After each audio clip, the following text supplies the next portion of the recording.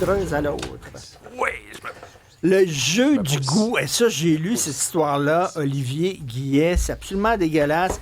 Encore une histoire d'agression sexuelle multiple en France. absolument. Les jeux, je pourrais dire, du dégoût, Oui. quant à moi, là, parce que c'est une histoire à tomber par terre. C'est un prof? Oui, c'est un professeur, OK, et entre 2008 et 2023, donc sur une quinzaine d'années, aurait fait de ce qu'on identifie, parce qu'il y a certaines personnes qu'on n'est pas capable de rentrer en contact avec eux, mais il y aurait autour de 36, donc une trentaine de victimes qui, à l'époque, étaient âgées entre 10 et 11 ans.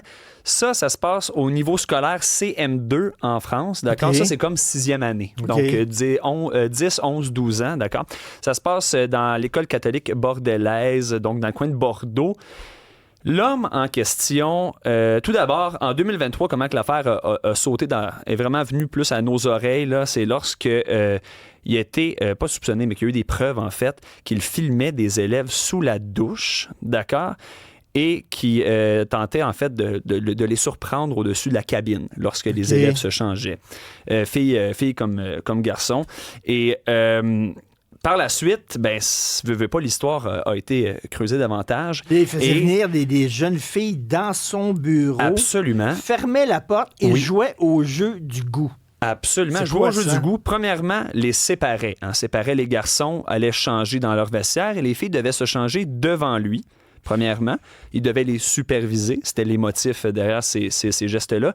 Et là, les apportait, bandait leurs yeux et jouait au jeu du goût, comme tu viens de dire. Parfois, il pouvait avoir des aliments, mais parfois, ça pouvait être son organe génital directement il leur qui leur mettait mettait des choses dans dans la bouche bouche en disant « ça goûte quoi, ça? » Ça goûte quoi, ça? Ça goûte quoi, ça? Ah, puis ça goûte quoi? Mais voilà. celui, il a fait son manège. C'est ça l'affaire qui est écœurante, c'est qu'il a fait son manège. Ça a duré plusieurs années. Oui. Et il y a des parents qui se sont plaints à l'école et le gars n'a jamais été puni. Oui, absolument. L'établissement scolaire est aussi poursuivi. Et ce qui m'a vraiment marqué, c'est qu'en 2011, d'accord, il y a été un courriel qui a été envoyé de la part de l'établissement à l'enseignant pour tenter d'élucider l'affaire. Ça venait d'une alerte d'une maman ou d'un papa, bref, d'un parent d'un de ces élèves-là, d'une de ces victimes-là.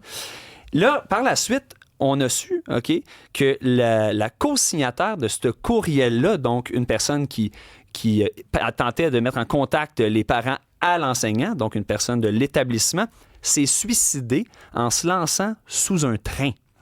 Donc, clairement, il y a eu de la négligence de ce qu'on comprend avec cette histoire-là. Et je tiens à rappeler là, que ça s'est passé sur une quinzaine d'années. Une quinzaine d'années? Oui, une quinzaine d'années. Donc, c'est pour ça qu'en ce moment, ça fait vraiment beaucoup jaser.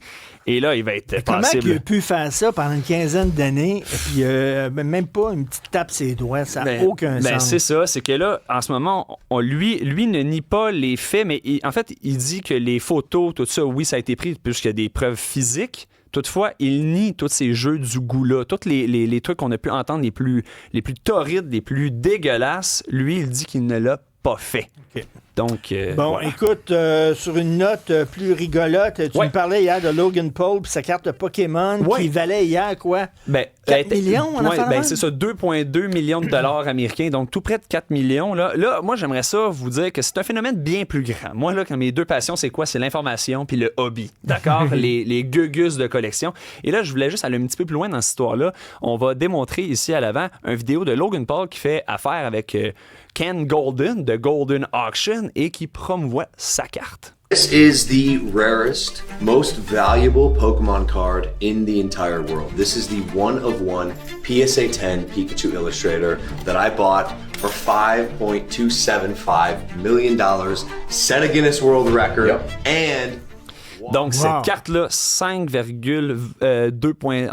millions 27 et des poussières, là, millions de dollars américains. Lui, a acheté ça il y a de cela quelques années, a fait, l'a beaucoup vanté, la mettait autour de son cou, a fait ses entrées à la WWE avec ça autour du cou. Il est dans le livre des records Guinness. Il est dans le livre des records Guinness. Et là, son argument de vente, c'est si vous voulez, vous aussi, avoir un record Guinness, venez acheter cette carte-là. Mais c'est encore plus gros que ça. Ken Goldin, lui, a une émission sur Netflix, d'accord, qui met en il met de l'avant, en fait, les plus gros items de collection. Ça peut être autant inusité qu'un bout de chip qui ressemble à un dinosaure. On en avait parlé un peu plus tôt pendant l'automne.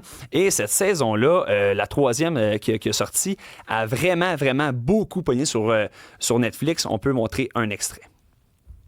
Ah, on l'a pas présentement, c'est pas grave. Okay. Mais là, ici, ce qu'on voit à l'écran, c'est le site de Goldin et on voit toutes les enchères qui sont là. Ça, c'est sa section cartes, on dit Illustrator, mais les cartes Pokémon, les cartes à jouer. On le voit à l'écran présentement, il reste 37 jours, 5 heures et 40 minutes. Elle est à 2 300 000 $ américains présentement.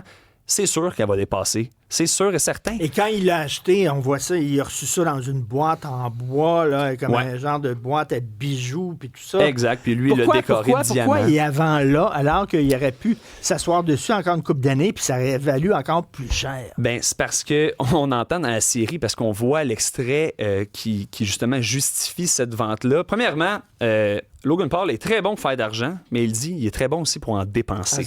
Donc, a besoin d'argent, s'est marié, doit récupérer des sous par rapport à son mariage, un mariage qui, on le sait, s'il y a des influenceurs riche et célèbre à cet endroit-là, ça a dépensé énormément. Donc, veut récupérer cet argent-là et a passé par une des émissions les plus populaires et les plus grandes maisons d'enchères au monde. Merci beaucoup, Olivier. Pour d'autres nouvelles du genre, allez sur le site et l'application cube.ca.